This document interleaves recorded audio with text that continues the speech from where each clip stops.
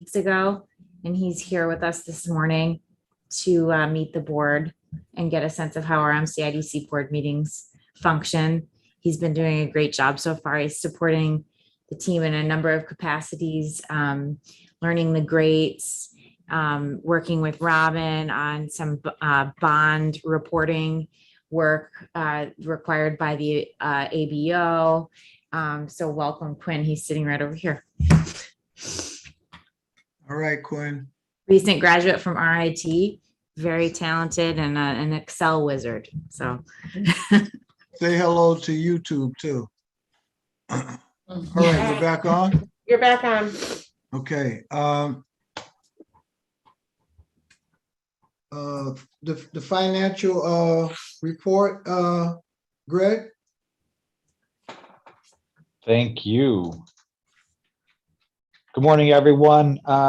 September financials, really, again, pretty consistent from what we've been doing. One of the things I really want to talk about today is that emergency loan fund balance. As you can see, it's been reduced. We've been receiving payments or reimbursements back from the county at $10,000 increments. And so you can see we're down about, we've received about 400,000 over the past 30 days. We're actually up closer to probably a little more than that through the first couple of weeks of October. But just to let's go back a little bit. We had about 180 loans back when we started the program. A little over $1.84 million. We loaned that money out. We received, in exchange for services, we received $1 million from the IDA.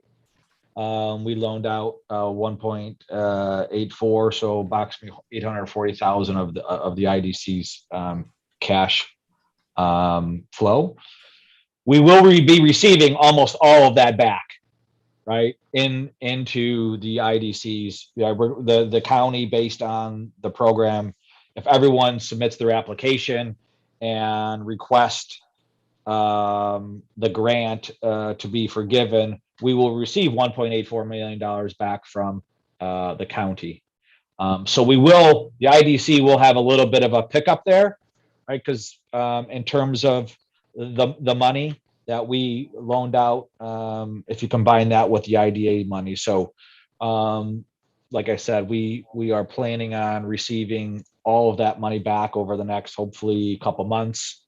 Approximately 60 of our applicants have been already converted, right? They've already put the application in. That's how it has to go to apply for the grant. 95 are kind of in process of working on the app. There's a couple that we haven't had contact with that we're working on, right? So if people don't submit that grant application, the county will not reimburse us for those funds. So we are working on trying to get in connection with those to say, hey, you have to submit your grant application so we can forgive that money and get our $10,000 back from the county. So that's kind of where we're at with that. We anticipate working on that over the next. We are working on that based on our recent conversations with Anna and the team, and getting in contact with those folks, because that represents $250,000 of money that, again, if they don't respond back and we can't get in touch with these folks, that, again, we will not be reimbursed for our initial loan. So again, you can see, like we said, we're about 1.272 on the balance, and again, received about 400,000. So we will continue to monitor that as we go over the next few months. In terms of, again, balance sheet's pretty consistent. Our cash balance sheet and everything still is very strong. And we'll talk a little bit more about that when we look at the budget. Again, revenue wise, we're a little bit over budget. When we don't have the bond fundings, certainly the organization as a whole, doesn't cover the expenses that we incur on an annual basis. But overall, like I said, even if you look at our expenses year to date, approximately 620,000, we budgeted for a lot more, $1 million, compared to September. And even last year, we spent about $300,000 more than what we spent year to date. We're just being very, although we budget for dollars, we are still trying to be as conservative as possible, with also supporting the programs and the initiatives that we want to continue, as we have those opportunities. So overall, like I said, we still have a deficit, but a lot better than what we had budgeted for, and certainly have a plan to continue to try to have some conservative spending and plans as we move throughout the next couple of years. Greg, just a question on that emergency loan fund. Is there a future date that those 20 or so participants have to submit the application for the grant? And after that, then MCIDC is potentially out? That I think it's the end of the year, right, Anna? Like the county has to, right, do this by December. So we are trying to move mountains here and and get these people to communicate back to us and chase them down and email them and call them and do everything we can. So yeah, Dave, it's the end of the year that we have to get these filed and reimbursed by. So who's working on that? Oh, the whole team. Lydia, Allison, Lydia, Angelina, that we have a team of temporary workers that are involved. Lydia, do you want to talk a little bit about the logistical operation downstairs? Sure. So we have, we're also in the midst of Fast Forward Monroe 2.0. And so we're calling this grant to our loan to grant conversion, Fast Forward Monroe 1.5. And we have to work on both those projects. We have about 8 temps hired through the county. One in particular, we've assigned to this Fast Forward Monroe 1.5 activity. From a flow standpoint, what happens is we have reached out to them, told them they needed, if they wanted to convert to a grant, they needed to supply us with cost documents supporting the grant amount. And once we have those and we have reviewed them and find them complete, we then forward an agreement to them, which essentially says they agree to have the MCIDC receive the funds from the county to make their loan a grant. And they agree to comply with all the requirements of the CARES Act, which is incorporated in the agreement. And then once that is returned to us, we forward it to the county executive for signature, and then it goes to finance to be funded. So there's a little bit of a lag time. I will say this, we've successfully reached out to 144 folks and have cost documents in-house for them. There are some in that group that need some additional attention, and we're working with them. And then there are, as Greg said, about 25 that have really been, to some extent, non-responsive. And Faye from our team has also reached out. She's working on the outreach contacts. So those people that are have now responded to Allison's due diligence, which she's done a great job on. Faye is literally calling and collecting, so to speak, or she's successfully obtained 10 through that effort. So we're really down to the bare minimum. We know that a few folks have gone out of business, in which case the county will not reimburse us for those dollars. Thanks. Okay. Any more questions for Greg? Well, let's move to the Finance Committee report. We met on October 7th and we reviewed the budget for 2022, and the committee recommended that the full board adopt the budget as presented. And so what I think Greg is going to go over the budget now, along with Anna, and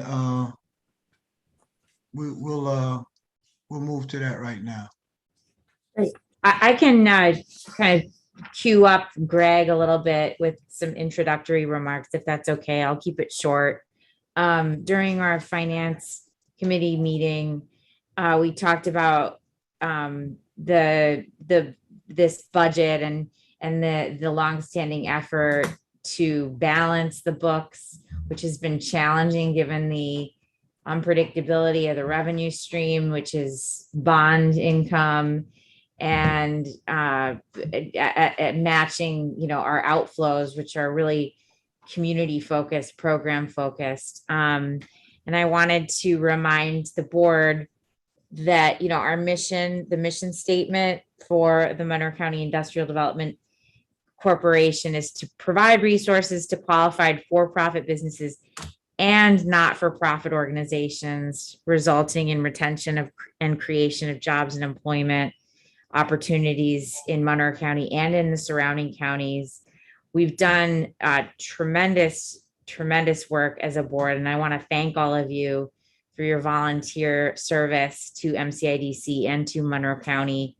Programs including the COVID zero interest loan program of 2020 that's now stretching into this year as a loan to grant. We were the first county in the state of New York to launch such a program, thanks to all of you.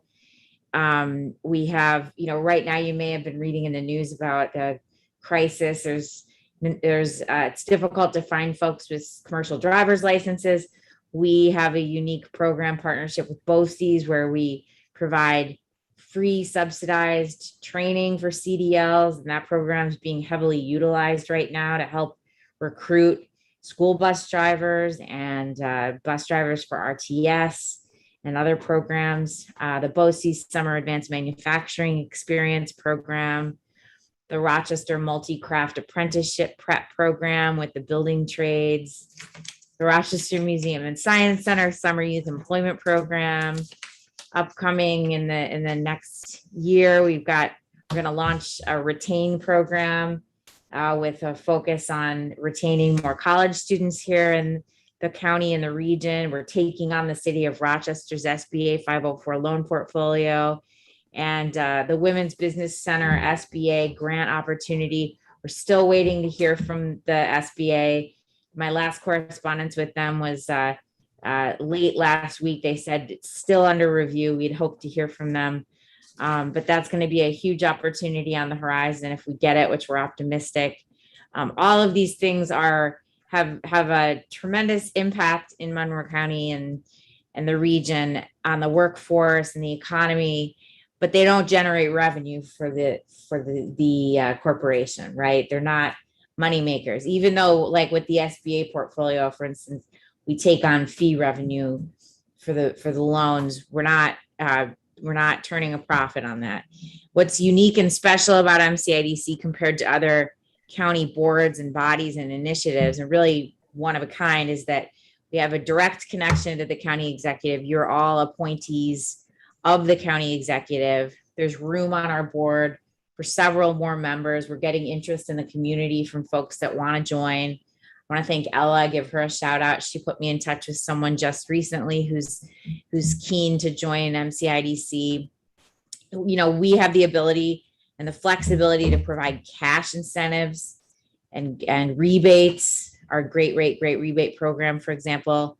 We can create new and different programs. For instance, we can build products that meet existing need, like that loan program from last year, or we can adjust existing programs for the current market, like Lydia is going to be discussing soon when we talk about the Monroe Manufacturing Rewards.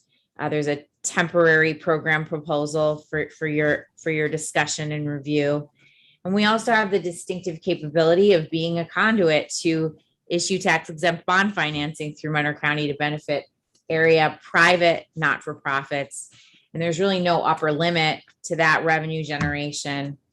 Although, again, to go full circle, it's unpredictable. So last year when I was brand new and green, I, in working with Greg, thought, well, hey, why can't we put a spending plan together that's balanced and black? And that proved to be pushing a boulder up a hill a little bit, at least in the near term, because of how program heavy we are and that unpredictability of the revenue stream. That being said, we have to be program heavy during a time of crisis in particular. And this has been a challenging, very challenging historic time for businesses and the workforce in our community. So we're in a strong financial position. We feel confident about the numbers that we've put here together for your review. Robin noted in her email when she sent the packet out that you may need to zoom in a little bit on it because she had to shrink it so that it fit on one page. And with that, I will pass it over to our Chief Financial Officer, Greg. Thanks, Anna. And again, I'm going to go through this at kind of a high level. Certainly, if anyone's got questions, stop me and we can kind of, talk through those. And again, just so everyone understands, most people on here are financial savvy, if you will, and probably have gone through budget processes and seen clients do this. Budgets are hard because some things, like Anna said, are unpredictable. We do our best to, make some assumptions and present what we, think is going to happen. Does that always happen? No.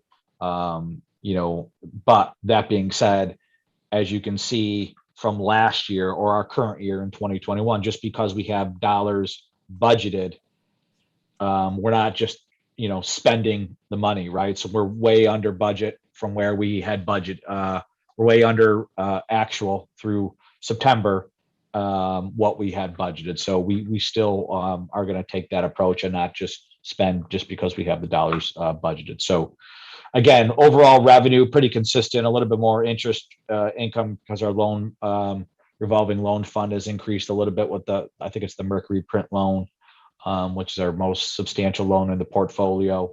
Again, the grades are hard to predict, right? We just don't know what that level of activity is going to be. I mean, traditionally it's been about, $460,000 and it's down a little bit this year.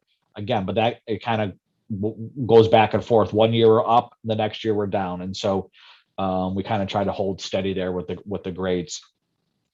The economic development, again, I think, to add to Anna's points, hey, these are the things that we want to try to, certainly, support. We're already supporting the CDL license program. We already supported the economic gardening program and the BOCES. The two big changes there, in more detail, that 165,000. If we don't, that is the Women's Small Business Center program, right? If we don't get that is an assumption. If we don't get the grant from the SBA, that we would continue to try to fund that on our own. So that's what that $165,000 is. And so again, that may change significantly if we do get the grant.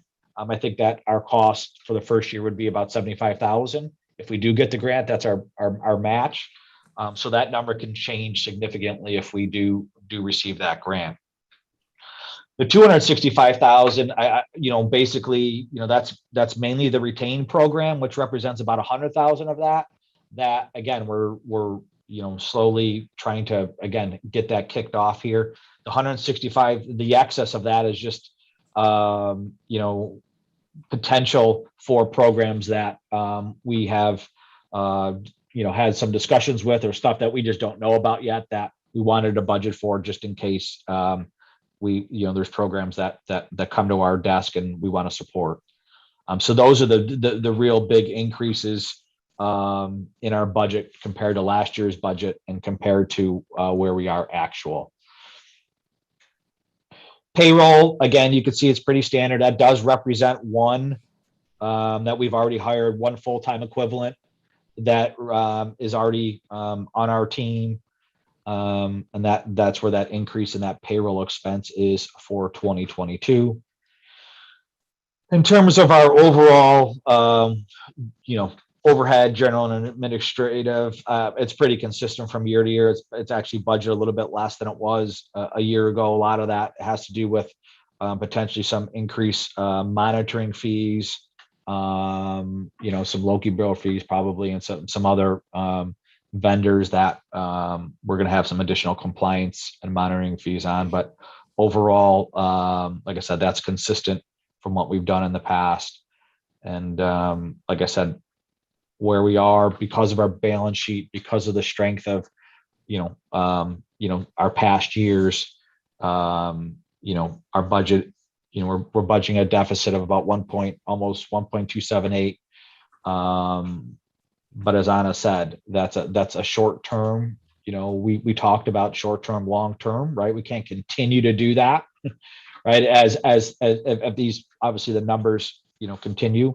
But again, when we have those bond deals that come up, that changes the game and things like that. So I think after this year, after the significant change we've had and, trying to get on the county's radar about long term, what we're going to do here with the cash, I think, Anna's got some good, thoughts on how we're going to, look at this more than maybe a 12-month window, which we are right now. But overall, like I said, I think our balance sheet's strong enough to support this budget and certainly support the programs that we want to continue to be a part of.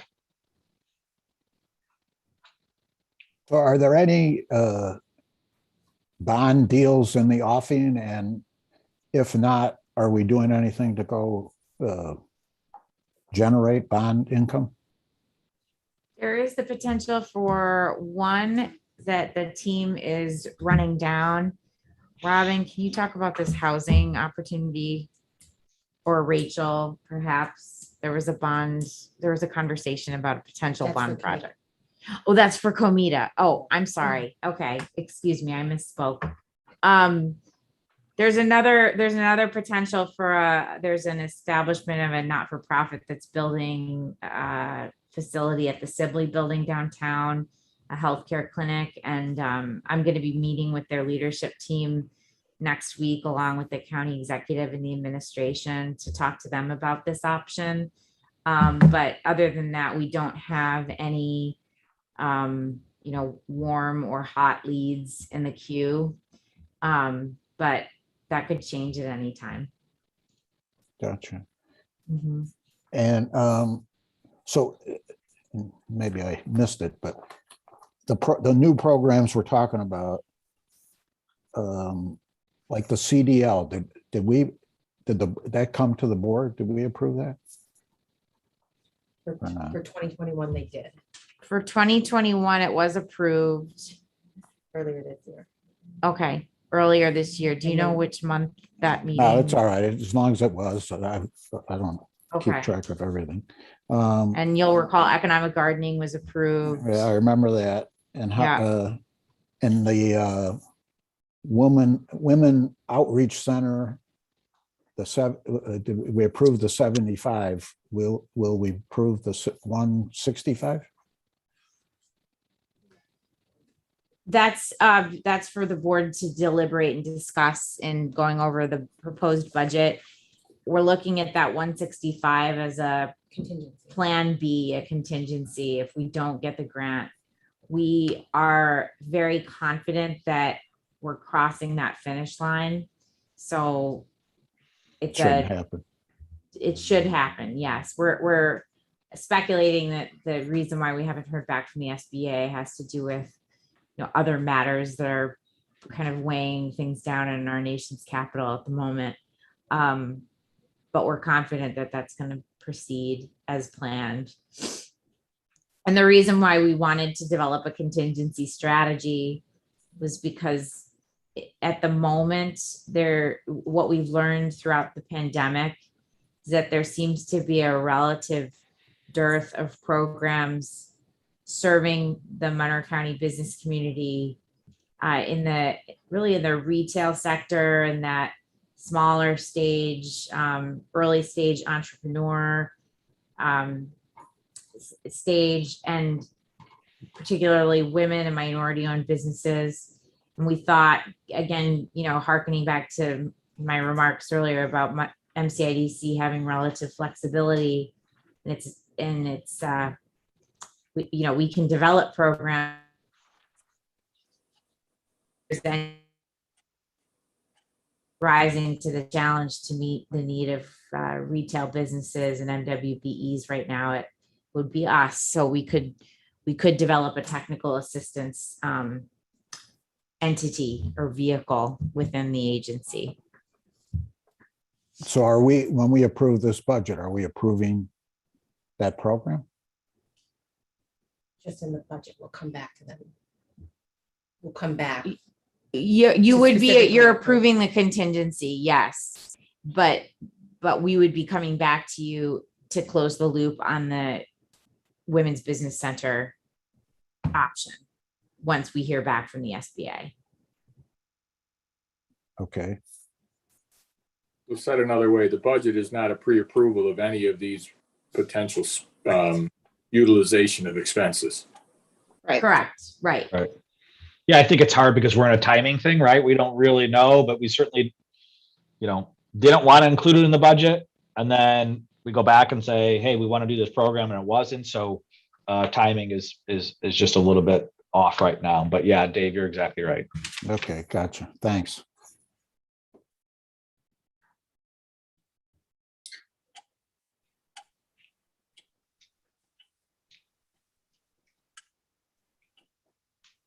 Any further questions?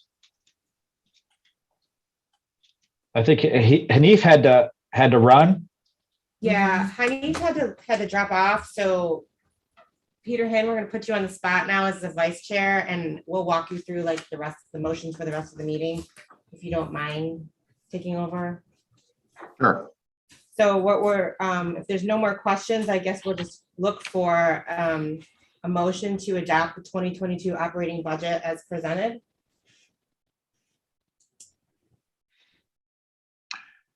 Can I get a motion? I'll move that. Zach. A second. Thank you. All in favor? Aye. Aye. Aye. Any opposed? It's carried. Thank you.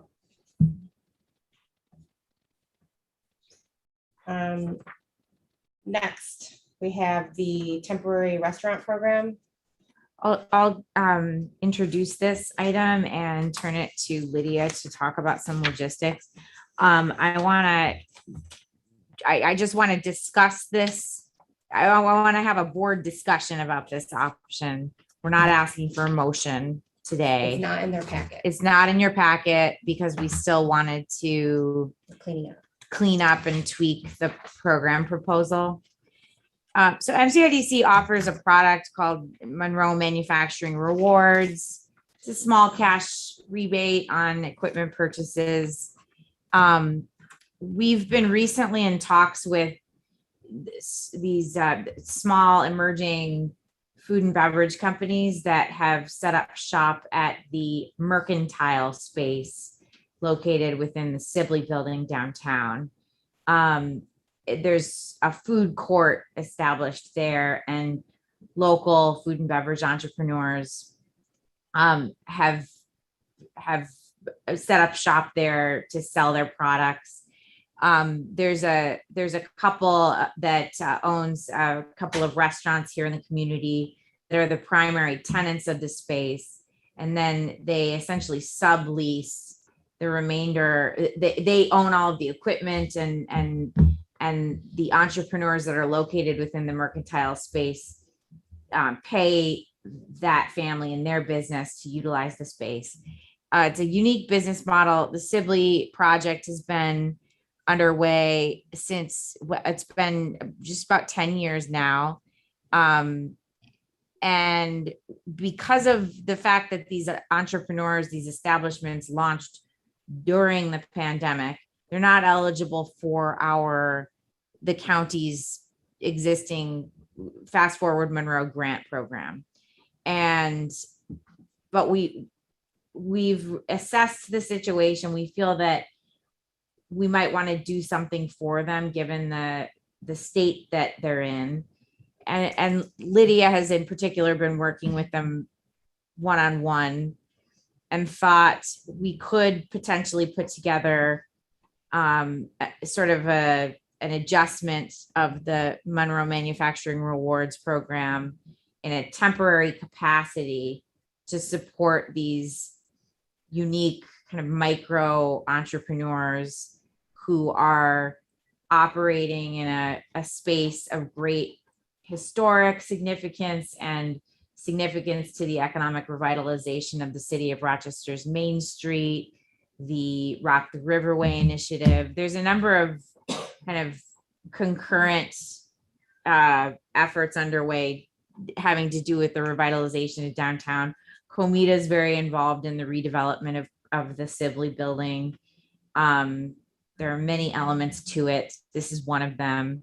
I'm not sure if anybody on the call has been to the space, but it fills an important need on Main Street as a community gathering space and a place to get a cup of coffee and get lunch. And with that, I want to give Lydia opportunity to talk through what her idea is, and then I want to open it up to some just questions and discussion dialogue, because you're all financial professionals and can help, maybe you can help walk us through what solution might work best to meet this challenge. So thank you, Anna. So you'll recall the manufacturing rewards program is something we developed many years ago for manufacturers that were investing $10,000 to just under $50,000 in equipment. So we have two tiers, $10,000 to $24,999 of investment, and then $25,000 to just under $50,000. You'll also remember that at $50,000, the great rebate kick in. So it really is fitting a space for those manufacturers in that kind of smaller investment area. And we look at, we can group equipment together. It doesn't need to be one piece of equipment for that dollar amount. So what we've seen with this mercantile group is that they were committed to the project long before the pandemic started. But a variety of things that occurred just in getting that Sibley area redeveloped and ready for them. A number of them did not form their organizations prior to March 2020, which is really the cutoff of the CARES Act dollars and our Fast Forward Monroe program. So we were thinking that, okay, they are struggling surely because there's been a slowness in activity in terms of getting their projects off the ground due to the pandemic, trying to think of something that we could help them in some small way. So our thought was to take the Monroe Manufacturing Rewards Program and modify it to accommodate restaurants in particular, put a cap on the project, on an allocation for them, and other restaurants that may have started up in that time frame.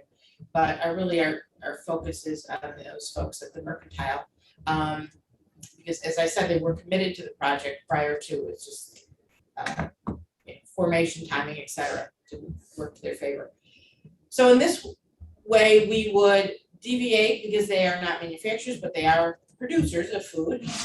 They have, while there is equipment there, they have also all invested in equipment at some level, up to $43,000 in one example, or well over 10 in various others. And so we would, as we do for the manufacturing rewards program, we require them to provide invoices and proof of payment, and then we would provide them with an incentive of $1,000 up to, if they'd invested up to $25,000, and then $2,000 if they'd invested up to just shy of $50,000. So that's kind of our thought, taking that program and just expanding it for a temporary period, likely to end the end of 2021, to give them time to apply, us to review the cost documents, and give them some level of assistance. And with that, we'd love to open it up for discussion. Does the board think this sounds like a practical and feasible idea? Are there thoughts about an alternative avenue that we could take? Or should we not kind of rise to the opportunity again, this is just for discussion. We're not asking for a motion to approve anything. We were hoping that maybe we could bring something to your attention at the November meeting to do something for the mercantile entrepreneurs. Encourage any questions. I think we do have a little history here. I don't know if it was earlier this year or last, Greg. Didn't we do $10,000 or $15,000 to assist with some health department permitting for the various tenants? Yes, that was for the commissary. It's a related entity, an adjacent entity. It's a food and beverage incubator located kind of in the same facility, but those entrepreneurs are not at the stage yet where they're selling their product they're not vendors necessarily in the space. They're launching their businesses. These folks in the mercantile are actually, making soup, making coffee, baking donuts, and selling them to folks that are there. But there's a connection there because there's a hope that commissary businesses will migrate over into the mercantile space as they cycle up into greater maturity.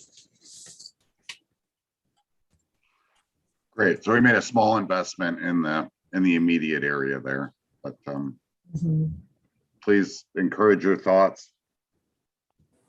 This is Phil Smith. I think it's a good idea. As a matter of fact, I wouldn't limit it to the mercantile. I think the program should be available to more than just manufacturing myself. Okay. We do want to cap whatever we don't want to necessarily go above. We talked about $30,000. So, but that's noted, Phil. We have discussed, if we make this available to the mercantile businesses, we are also potentially we should stretch the eligibility to include other businesses that are similar, that have established themselves during the pandemic, that aren't eligible for the grants. And I want to note, Chris has a hard stop at 9:15 and we're going to lose the quorum. So we may need to table this for. We weren't asking for action. We weren't asking for a motion anyways, so tabling isn't the right word. But if it's okay with everyone, perhaps can Lydia and I bring something to your attention at the November meeting?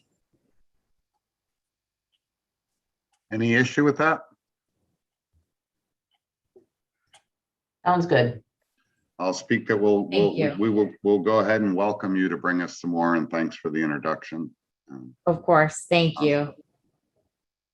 And we'll try to speed things through over the next couple minutes.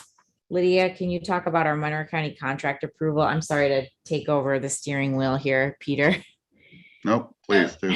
Thank you, Anna. So you'll recall every year we approve a contract with the county. We submit that to the SBA for review and acceptance. And this year when we submitted it for acceptance, which I would say they had prior to our approval of it, they came back just recently with some additional language they'd like included. And so the next resolutions you see relate to expanding our county contract, which essentially just provides for the marketing, processing, and closing of SBA loans in conjunction with our service to the community. It's in support of the SBA 504 program. So this is really just a modification, if you will, of the contracts that we've already approved.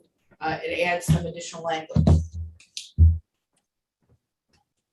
So if you don't mind, I can read the motion that we wrote out. It's a motion to approve the annual contract with Monroe County not to exceed $90,000 to provide qualified professional staff by Monroe County to MCIDC to market, package, process, close, and service loans, and the execution and delivery of all documents. It's really long, but you can blame Rachel.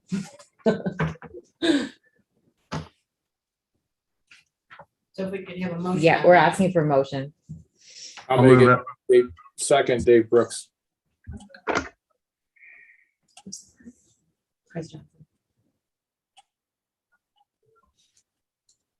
All in favor? Aye. Aye. Aye. Any Opposed? opposed? Thank you. Motion carried. And our final item before other business and adjournment is the ABO bond review item. I touched on this earlier when I introduced Quinn. He's working with Robin on this effort. Robin, can you talk quickly about this? Yes, when we submitted our Paris report, our annual Paris report back, which is due April 1st, the Authority Budget Office came back to us and they noticed a discrepancy in our bond reporting. You put bond amounts in two different spots and it kind of does a behind the scenes totals and they noticed a $500,000 discrepancy. We've been going through that, trying to figure out where the discrepancy came from, and we're thinking that it's not just a simple fix. So Quinn is working with us to go back each bond that we have gone through and try to figure out where the error is. We think there might be multiple errors. We've also entered into contract with Harris Beach not to exceed $6,500 to help us kind of figure out where the discrepancies are, since they have all of the bond closing books. So we just wanted to make the board aware that we are working on this and that we did enter into contract with Harris Beach. It was something under Anna's procurement she can do with a dollar amount. And timing is kind of under the essence of this one, as they've given us till October 15th to figure this out. Any questions on that? So I guess I don't understand what it's a $500,000 discrepancy in what? In our reporting, you put the bond numbers in two different spots. You put your new bond, it's kind of hard to explain without seeing the report, but you put the bonds is total in one section of the report, and then you put the bonds, I'm sorry, you can't even see me, I'm telling you, tropical ghost. And then you put the bonds individually, you put the bonds in there and you say what the payment was that was paid down that year. And then that does a calculation behind the scenes, and those two numbers should match in both sections, and they didn't match this year. We don't know that because we don't take the time to add them up the way that they do. Lessons are being learned, trust me, on this whole process.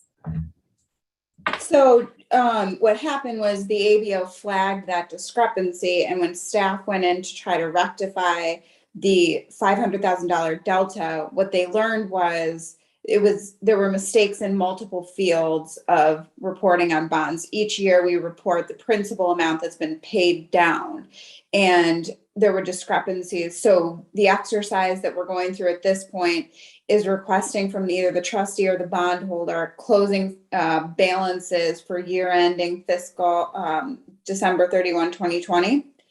And using that information to rectify and determine what the actual principal balance is on our outstanding conduit debt and report that back to the ABO. Okay. Always better when the lawyer describes it. Yes. You did fine.